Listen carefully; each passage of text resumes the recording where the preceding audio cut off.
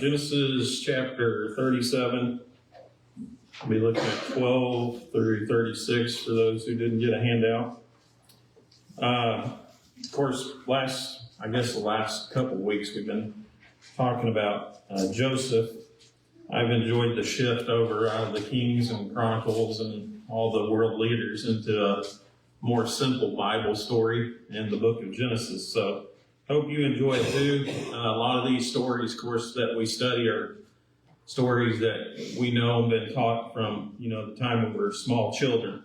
But always something to learn from. I always say it never ceases to amaze me whenever I study some of these stories. You think you know them in and out, and then come across something and just never even thought about it before, but it's obviously there in the scripture. So we're going to talk again about Joseph, a little bit about how it came to be that he found himself in Egypt, and of course, how God had planned all this out from the very beginning of time, well, even before that, but how it was all part of God's plan to accomplish something great. So question number one, we actually have two think about it questions on our handout this evening. And they both, of course, have to do with what we're going to talk about tonight, specifically in relating it to Joseph's coat. But first question is this: what is the greatest gift that you've ever received from someone? Now, I'm not talking about spiritual things. I know all of us could say salvation, but I want you to think for just a moment in physical terms. What was the best gift that somebody ever got you? Anybody want to share? 8 grandchildren. I said the best gift. He says 8 grandchildren. Well, that'd be hard to beat, imagine. Something sentimental. Something sentimental?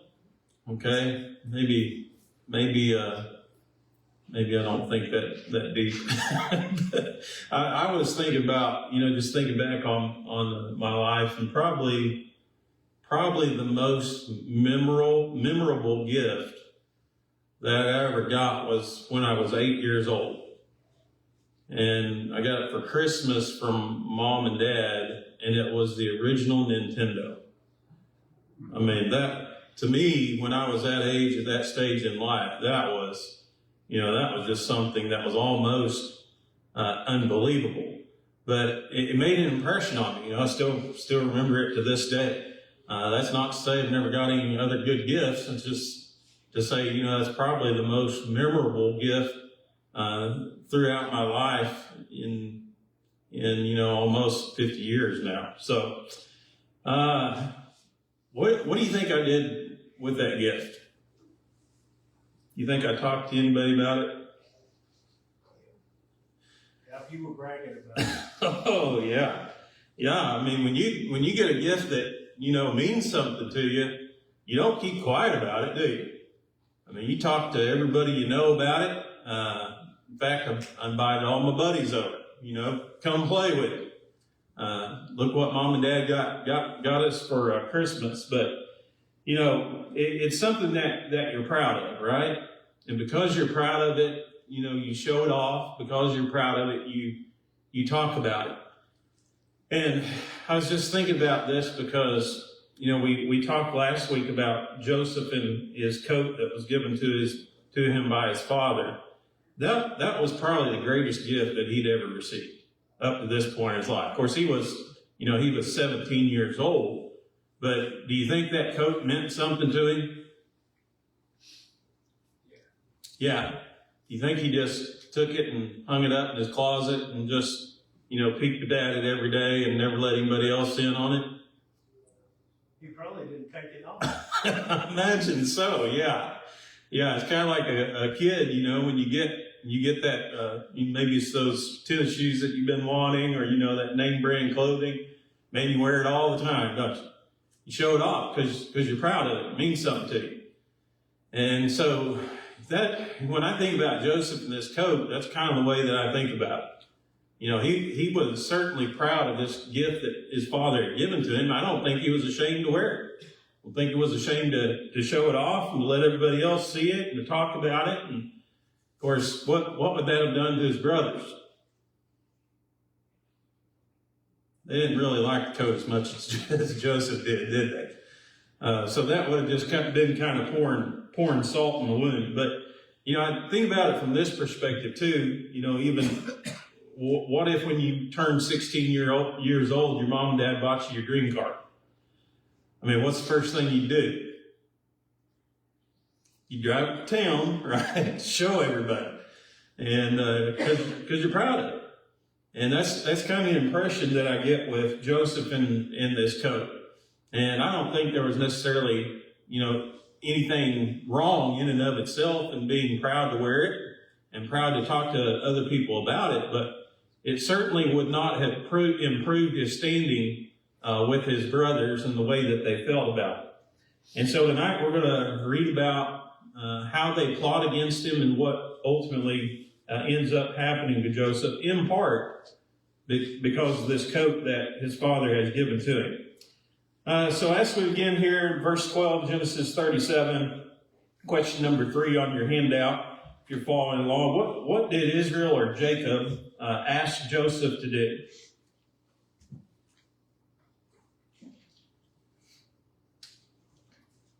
Check up on his brothers. Yeah, he wanted them to go on a journey, right? And check on his brothers, and not just his brothers too, right? Also wanted to know about his animals, his sheep. Make sure everybody's okay, and make sure all the animals are okay too. Now again, does that sound like a job of a supervisor to you? Go out, kind of check up on things, make sure everything's okay, and then come back and give me a report. But that is the role that you read about that Joseph is thrown into time and time again. I just think it describes, his character, his personality, and his mentality. But a couple of things to think about. These are just possibilities. Did Jacob think, what was he doing at home? Why wasn't he out there with them already? Why wasn't he watching over them? Why wasn't he bringing back reports regularly to his father? And you kind of have to go back and ask yourself the question, was he a little bit spoiled? No, did Jacob not allow him to go out with all the others because he considered him to be special? Not only that, but when you read about where are they, or where does at least Jacob think that they are?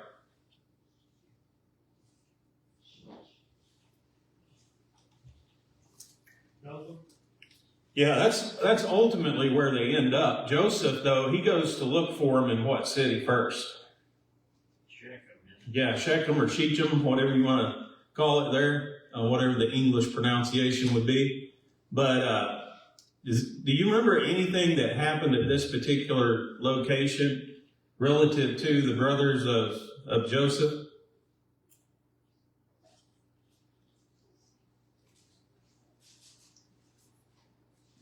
Well, this is where Levi and Simeon kill all those men who had defiled their sister. Remember that story? This is the place. They were men of Shechem. And so I don't know why they're so far away, because if you look on a map between Hebron and Shechem, that's about 50 miles away. And I mean, I know sometimes they were hard pressed for grass, but I would think within a 50-mile area they could have found, some suitable pasture for these sheep. But the question becomes, why are they so far away from home? What do you think would be the reason behind that? Okay, maybe it's that hard. Whenever Joseph arrives, though, at Shechem there, he discovers that they're actually 14 miles farther away. They're in the city of Dothan, or the area of Dothan. Now, we read these things sometimes and we think, well, Joseph took, this 30-minute journey out the back door. When you're talking about 64 miles on foot, how long do you think it took Joseph to get there and find him? Yeah, I mean, if he was a young guy, so he may have traveled a little bit faster, but, you know, I would say 4 or 5 days is the minimum that it would have taken him to get there and to find him. But what have we learned about Joseph's brothers thus far? What kind of people would you describe them as? Not dependable, Not very dependable. not very friendly. No, they were not very friendly. And not real moral either, were they? So remember when we start Genesis 37, I think they kind of know Joseph's the spy, you know, and he's the one who's supposed to be looking in on them. So maybe they think if we get away as far as we can, don't have to worry about Joseph anymore.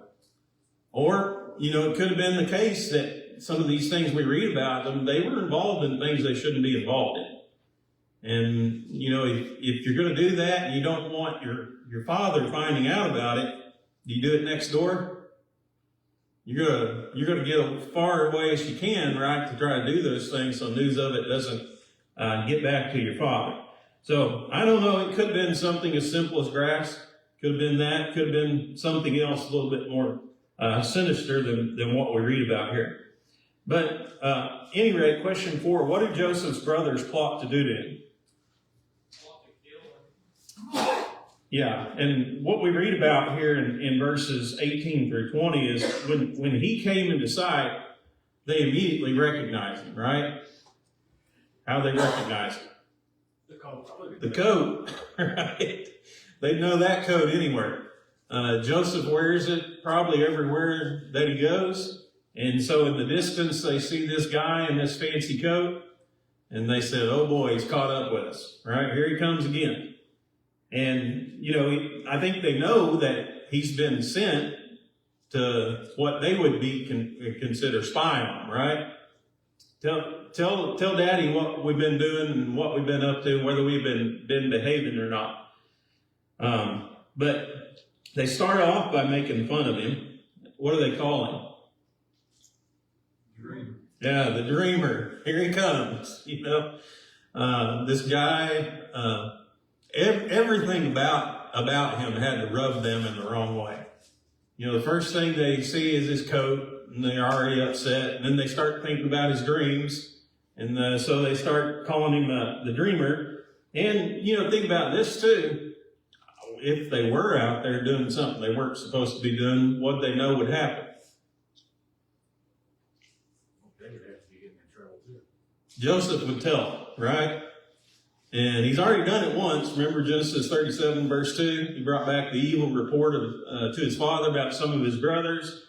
So I imagine they're just not in a very good mood. You know, from the time that they spot Joseph in the distance. So the question becomes this, you know, it turns from kind of making fun of him to, well, what can we do to him? You know, Dad's not out here to make sure that we don't pester him a little bit, you know, or get a few blows in here and there. And eventually the conversation turns to, let's just kill him. And of course, we don't know who first suggested that idea, but it was one I think that took hold pretty quickly. And pretty soon they were talking about, you know, we could actually kill him. And we could take his body and we could throw it in a pit out here somewhere, and we could make it look like an accident. I think that reassures the kind of brothers they are. Yeah, tells you a little bit about their character, doesn't it? So if you're doubting some of the things I'm saying about these guys and thinking I'm being pretty hard on them, there's no way that you can explain, you know, they were going to murder a guy. I mean, that's the type of their own brother, and cover it up. You know, hide it, make it look like an accident. And so that was their plan that they came up with. And again, that just tells you what kind of people they were. They were scoundrels of the highest order. And of course, what they do a little bit later on will kind of confirm some of these things too. We've talked about, though, jealousy. You know, jealousy and envy between Joseph and between his brothers and him. And so I thought it might be interesting. We want to try to apply this as much as we can, but think about it in today's setting. And what would you think? Question number 5 here. What are some things that can cause jealousy between siblings? Parents showing favoritism. Yeah, some of the very things we read about here, right? If a parent favors one child over another, that's going to cause hard feelings. I mean, children want their parents' approval, don't they? And when they can visibly perceive that, one parent thinks more highly of another child than them, how do you think that's going to make them feel? Jealous, right? Because that's what they want, don't they? They want parents' approval. And you read about Joseph here. Obviously, what happened to him, what they did to him, doesn't justify it. It was just as wrong as it could be. But you also have to understand there were a number of reasons why they did what they did to him. And you think about Joseph. We talked about in the beginning. We talked about how Reuben had been denied the inheritance of the firstborn. It was passed on to Joseph. And so he was already getting a double portion, twice as much as any of them were getting. I mean, I think about the law of the firstborn and, the inheritance. Do you think that was a good law? If he's the oldest, Depending where you ranked in the family, huh? You think that ever caused any jealousy or envy or some hard feelings between siblings? Yeah. A lot of times when you read about it, caused hard feelings, didn't it? So they undoubtedly were bitter because of that. He was already getting double what they would get out of the family inheritance. And then, of course, you had whether Joseph was doing this purposely or not, he was basically flaunting this coat everywhere he went.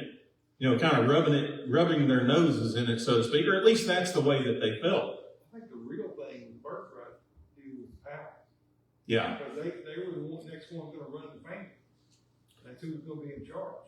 Well, it didn't help or didn't hurt any if your parents were rich, though, did it?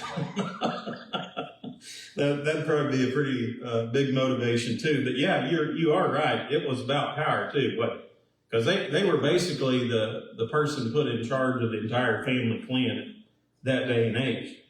But anyway, it was a combination of hatred and envy why those things happened to Joseph. And I think we have to be careful as parents today, the way that we interact with our children, that we don't create that kind of atmosphere. Because if we're not careful, we can't. We can make them jealous or envious of one another, and we can even cause them to hate one another by doing certain things. So here's a good question. Question 6, how can we as parents avoid fueling jealousy between our children?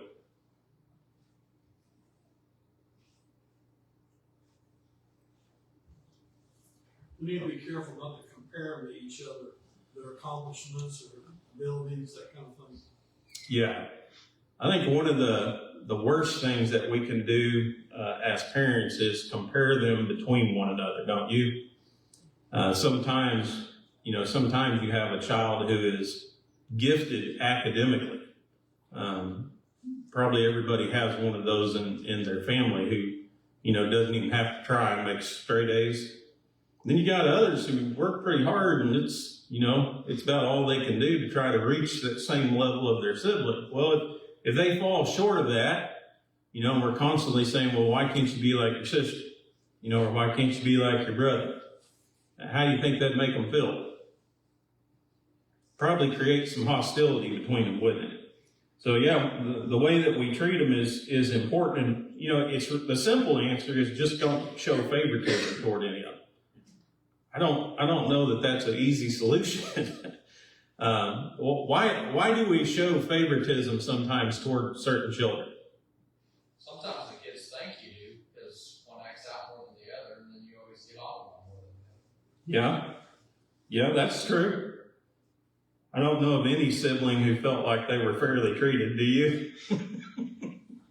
well, as far as birth order is concerned. The first one takes it on the chin because the parents are trying to prove to everybody they're good parents. Yeah, And then they become the parental child, and they then have to, I don't know, kind of be the stand-up, for the family idea.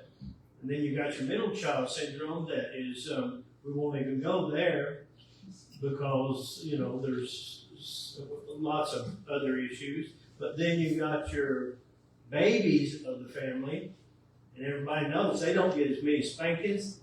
They, That's not true. unless they're a bad baby. spoken like a baby of the family. Some kids need different discipline, different treatments all around to how they respond to things. So it's not just, you're not showing partiality, that child needs a certain form. Yeah.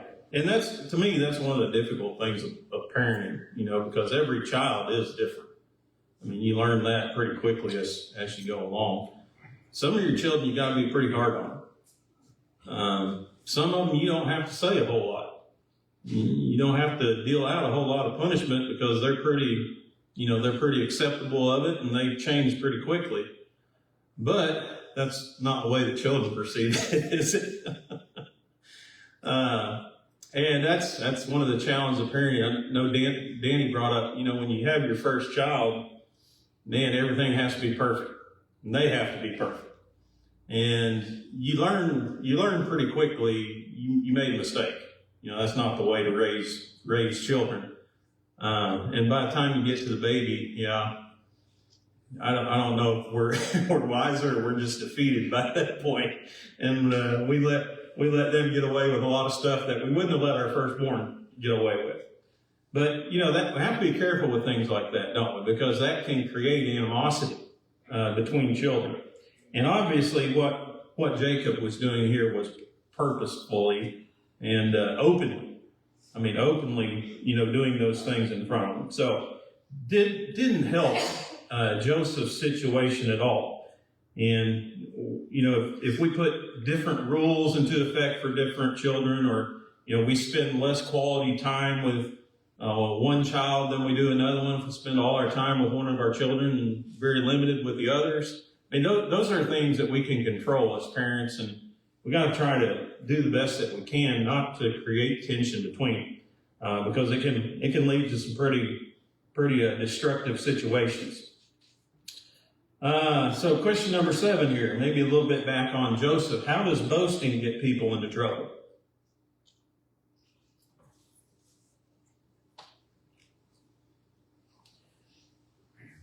You say bragging is a good thing or a bad thing?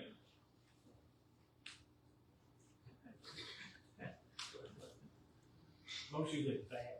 Yeah, usually bad. And what kind of feelings and emotions does it create in other people?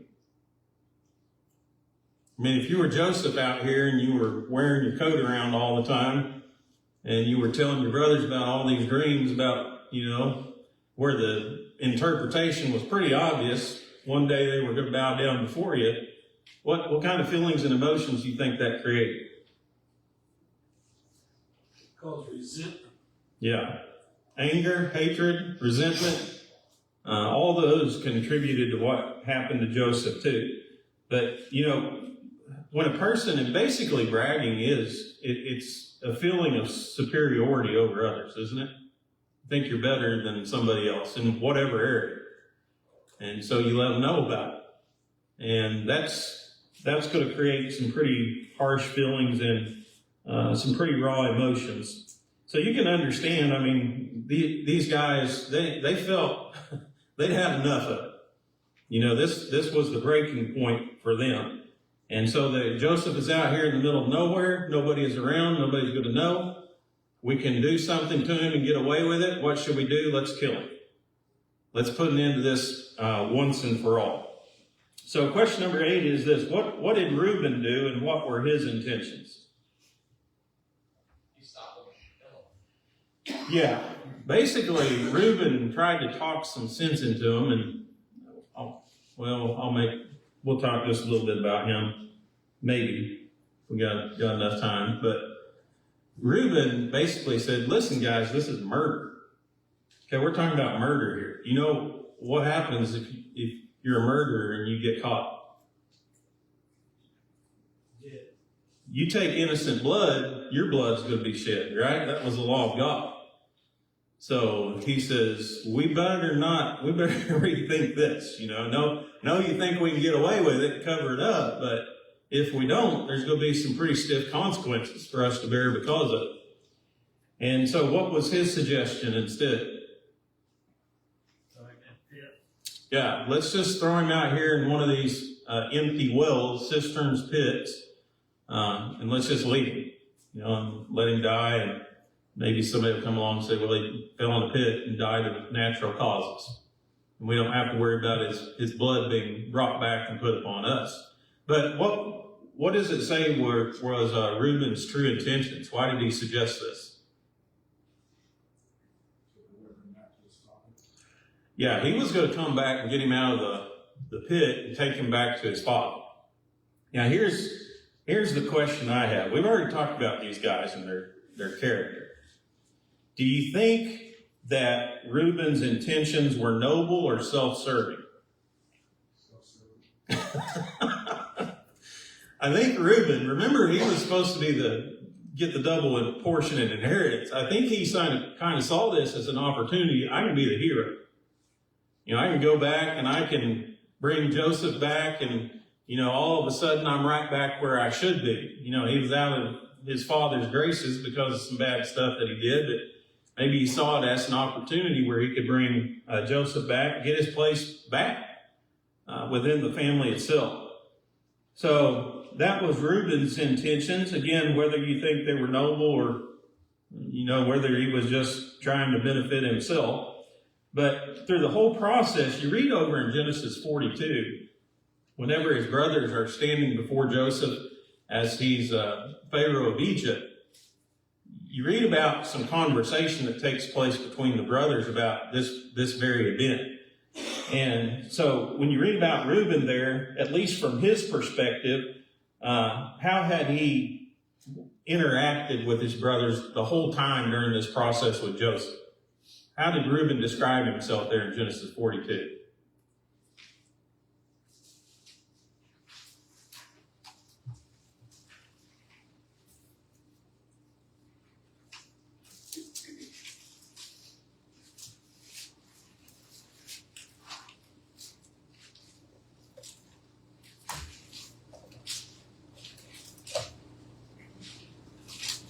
Anybody awake tonight?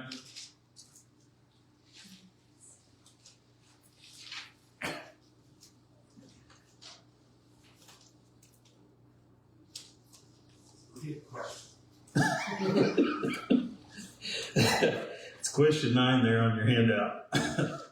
Sorry, maybe I didn't make that clear. There's a scripture right beside it, Genesis 42:22. So this is Reuben when he's standing before Joseph and he's talking to his brothers about, you know, why all this stuff is happening to him. How does he describe himself through that process? I told you the only right. Yeah. He said, I told you guys not to sin against him, or we might translate it, not to do something bad to him. And again, when you read about it, yeah, that's exactly what he told them. He said, don't murder him, because if you murder him, we're guilty of shedding innocent blood. You know, there are consequences that come along with that. And so that's going to be held against us if that turns out to be the case. What do you think we can learn from Reuben's actions here? Question 10. Let's just say they were noble. Did he have good intentions? Better than his brothers. Yeah. He would have had good intentions if his purpose was noble here, right? But the problem was what? You ever had good intentions before, but nothing ever came of them? Yeah. Are good intentions good enough? No, you've got to have action. Gotta have action, doesn't it? Gotta have action. And so we can intend to do all the good in the world, but if we never do it, nothing ever is going to come from it. So what did Joseph's brother end up doing to him? Well, they finally got rid of that code. Yeah, first thing they did. First thing they did was they tore the coat off of him, right? How do you think that made him feel? Probably got a lot of satisfaction out of that, didn't they? And then they grabbed him, and notice the words, they threw him. They didn't gently place him down there, right? Didn't get him a ladder and say, now you climb down. We don't want anything bad to happen to you on the way down. They threw him down the bottom of that pit. And their callousness, it talked about their character a little bit, but what do right after they do all that? Sit down and have lunch. You guys hungry? I need something to eat. Sometimes I've made mention before, but I do like to watch some of these crime shows, but it always amazes me when you read about some of these people that are, watch about them or how you hear about them that commit murder, and right after they do it, they sit down and get something to eat. I mean, what does that tell you about their character? Psychopaths. Yeah. Their morals are pretty low. Yeah. Not very quality people, are they? And that was Joseph's brothers here. Again, all these tidbits of information that we get point back to just how bad their character was. But at some point they look up and they see a caravan that's coming down the road, traders that are headed to Egypt. And so they decide, or Judah suggests, let's sell them. Instead of killing him out here and being guilty of murder, the better deal would be to sell him and we get rid of him and we get a little bit of money to spend on top of that. So that sounded like a pretty good plan to everybody, right? How does Joseph react while all these things are happening to him? Question 12. It just takes some stride. Well, yeah, he describes, or they talk about it. Again, the brothers are talking about this in front of Joseph as he's ruler of Egypt, but he was terrified. He was begging for his life. He was begging for mercy. Can you imagine him screaming from the bottom of that pit after they threw him in it, after they tore his coat off, and then they said, well, why don't we grab something to eat while we're here? That's how callous they were. That didn't mean a thing to him. So they were pretty ruthless individuals, weren't they? All right, well, you guys know the rest of the story. Maybe next week we might finish the rest of this up and then move on to lesson number 3. But, what happened to him, when you think about what kind of people these were, it's fortunate he escaped as a slave because there's a lot of worse things that could have been done to him by this type of people. All right, anybody got any thoughts, comments, anything before we end tonight? The term calling him a dreamer, Yes, is that because of the dreams that he was telling them about? I would imagine, yeah. Because I think they even say, let's see what will become of the dream, don't they? So I would say it wasn't a positive nickname that they'd given to him, was it?